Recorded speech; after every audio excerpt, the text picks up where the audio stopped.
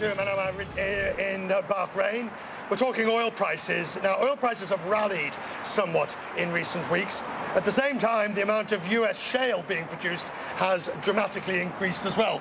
Our emerging markets editor, John Defterius, is with us. Good to be in Manama with you. Good to see you, sir. Welcome to our territory. Oh, your territory.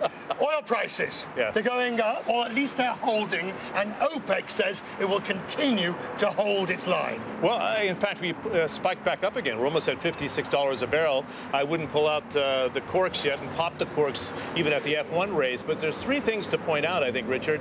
We're up about 12% from that March low, which is significant.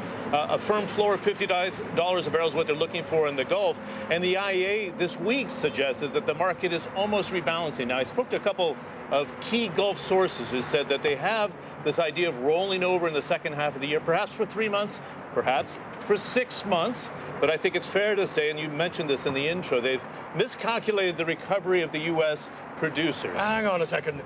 You're 56, even 57, even $59 a barrel. That is not enough for, say, a government here that requires a higher price for oil to meet its budget demands and deficits. Yeah, in fact, particularly Bahrain, because it's not a major producer, but it relies on 70% of its government revenues on that taxation of the production it has right now.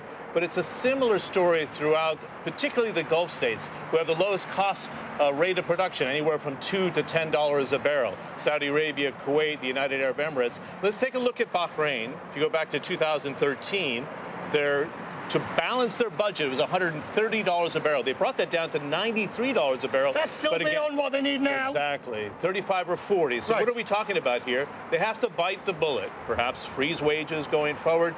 Gas prices went up here 60%. Wages were cut in Saudi Arabia by 20%. I spoke to the Minister of Industry and Tourism, who said this is the new reality, and they can't stop and they can't plan for oil above $55 or $60 a barrel. Let's take a listen to what he had to say.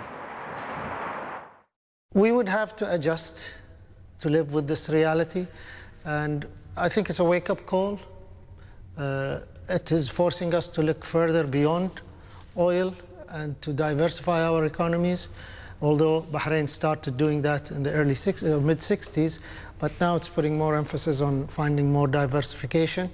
But we have to adapt to the worst-case scenario, which is the lower oil price, and anything that comes on top of that is really icing on the cake.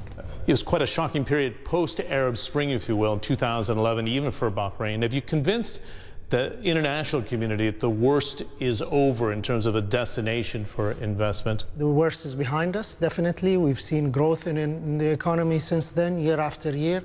Even in 2016, we had a positive growth rate in Bahrain. 2017 is forecasted for further growth. A lot of reform has taken place since then, and a lot of things have transpired as well.